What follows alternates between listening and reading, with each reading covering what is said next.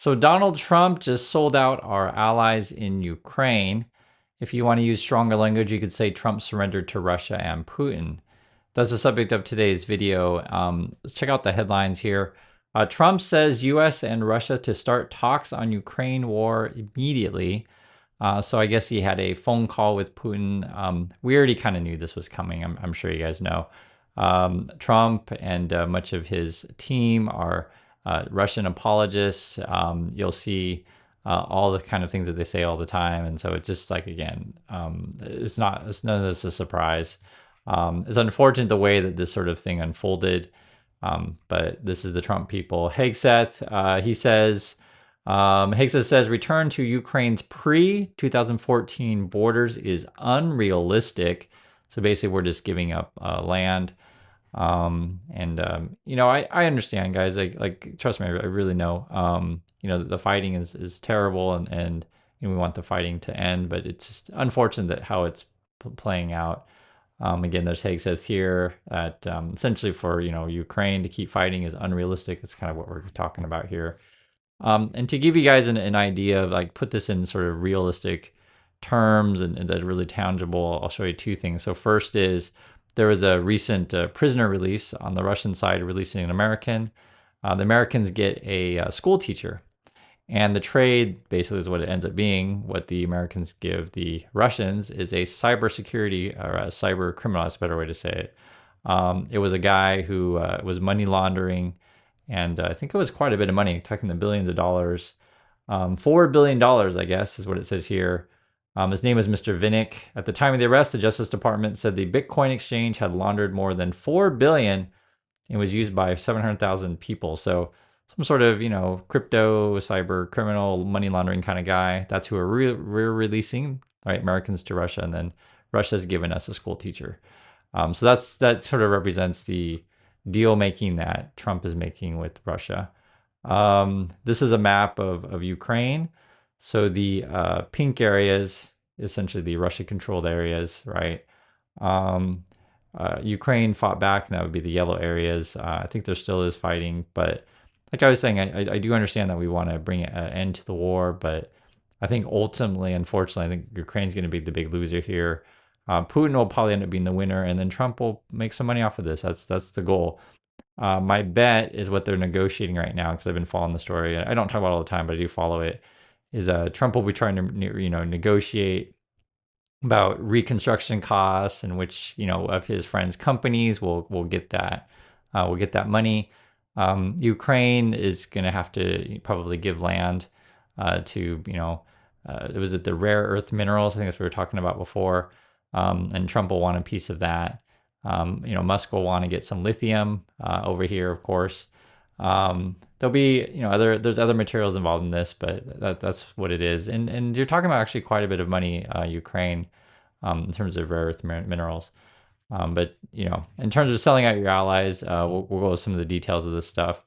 It says here, and this is from the New York Times, a return to Ukraine's pre-2014 borders is an unrealistic and illusionary goal. That's from Hegseth, is what he's saying, I guess. In the first meeting that included NATO and Ukrainian defense ministers, Mr. Hegseth told that the Trump, quote, intends to end this war by diplomacy and bringing Russia and Ukraine to the table. Like I said, I don't think Ukraine's going to be a big part of the discussion. I think it's really going to be U.S. and Russia, and basically Trump ceding to Putin. And you can see it in the maps. You can see it in our hostage negotiation thing. Also says here, this is from Hegseth, I guess. But for Ukraine to try to regain all of its territory Russia has seized since 2014, as it insists it must do, quote, will only prolong the war and cause more suffering. So basically, Hegseth, U.S. is telling Ukraine just to give up your land. So like I said, it seems like we're surrendering here. Quote, we will only end this devastating war and establish a durable peace by coupling Allied strength with a realistic assessment of the battlefield. So that's coming from the defense secretary. Hours later, Mr. Trump wrote on social media that he had a long phone call with Putin. and they had to start negotiations immediately to end the war. Hegseth, and I want to mention this too, is I don't necessarily think that Putin will keep his end of the bargain. And part of what's not mentioned in any of these articles is, say, Putin takes land, and then, for example, are there assurances which we won't know in terms of in private conversations? Will Putin tell Trump, hey, I'll help the Republican Party with social media posts and bots and all that kind of stuff, or I'll also try to affect politics in Europe with all the social media stuff. Putin and Russia are very active in misinformation, disinformation, and what role does Elon Musk have to play in this? Is he getting money from Russia to keep X afloat? That's their Twitter.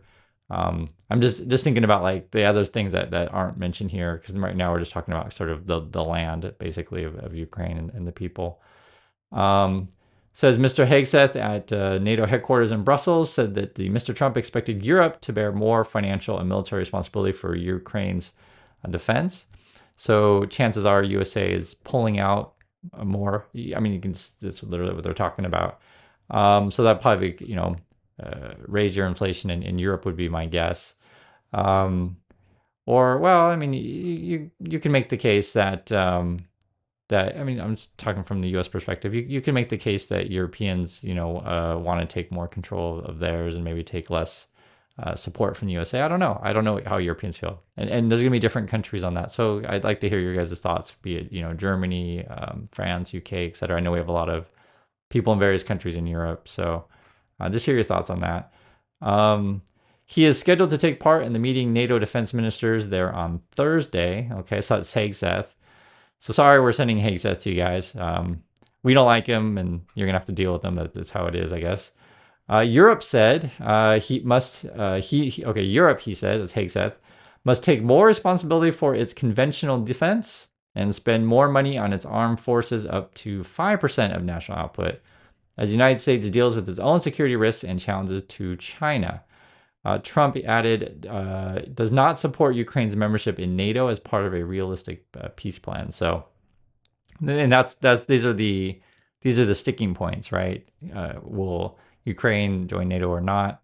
So Trump and Hegseth, so they're not supportive of Ukraine taking back their territory, taking back their homeland, right?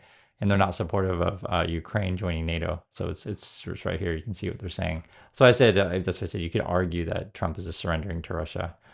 After a settlement, and then the other issue would be, I was just thinking out loud, would you negotiate, hey, Russia, will you stay out of influencing Ukrainian politics? But obviously, Trump's not going to say that. I'm just saying that would be another thing that you would talk about, because Russians are very influential in European politics. For those of you who are in Europe, you know exactly what I'm talking about, especially Ukraine. After a settlement, quote, during a durable peace for Ukraine must include robust security guarantees to ensure that the war will not begin again. So again, it's all, do we trust Putin not to do anything, essentially? But that would be the responsibility, he said, of European and non-European troops in a non-NATO mission. So they're really trying to weaken NATO here. Unprotected by NATO's Article 5 commitment of collective defense. No American troops will be deployed to Ukraine, he said. This is all Hegseth, I think. Should provide, quote, the overwhelming share of future lethal and non-lethal aid to Europe. So he's saying Europe should provide that. So really we're putting more of the defense into Europe. And again, US seems to be pulling out. European alliance leaders have been anxiously waiting to hear what Mr. Trump's goals for Ukraine settlement might be.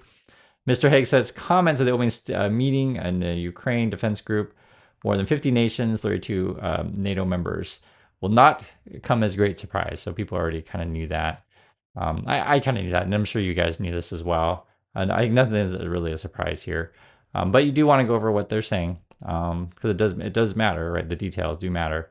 But they make a major change from former President Biden's policy that was up to Ukraine to decide whether to make concessions in exchange for peace. So the way that this, at least this, and I'd be curious what Fox News says. If you want to look at that, you can. But it's sort of how much role does Ukraine have in deciding its own future, right? So far, Ukraine has made no concessions publicly on its claim to sovereignty within its international recognized borders. So the USA seems to be pulling out. Theoretically, I'm saying theoretically, Ukraine could, keep fighting, which they have a right to do whatever they like. But I don't think USA is going to support them. And then we'll see how the rest of Europe responds. Recently, Ukrainian officials have said that security guarantees to prevent further Russian gains would be their top priority in negotiation, perhaps even ahead of recovering all the lost territory. Militarily, the strategy has been to inflict as many casualties as possible, right, in hopes to pressure Putin. And then says here, Mr. Trump said this week that he would exchange continued aid to Ukraine for some 500 billion in Ukrainian rare earth minerals used in high-tech manufacturing. That's why I talked about that stuff before. So that's the update on Ukraine. There's and in this whole thing, there's no really honestly easy way to address these things. For me, the key points is can we trust Putin? What guarantees will Putin give us that he won't, take any actions, be it militarily or, espionage or social media influencing, which is really matters, or election interference. How will Trump profit off of this? How will Musk profit off of this? These are the kind of things that I have questions in. And then how will leaders in Europe respond? So I don't talk about the Ukraine war every day, but I do pay attention to it, and this is a major development. Again, it looks like to me Putin is going to end up being the winner out of this. To be perfectly frank, Trump will try to profit of it, and I don't know how much. And then I think Ukraine is the loser, unfortunately. So that's the news, and please share your thoughts on this, and I'll catch you next video.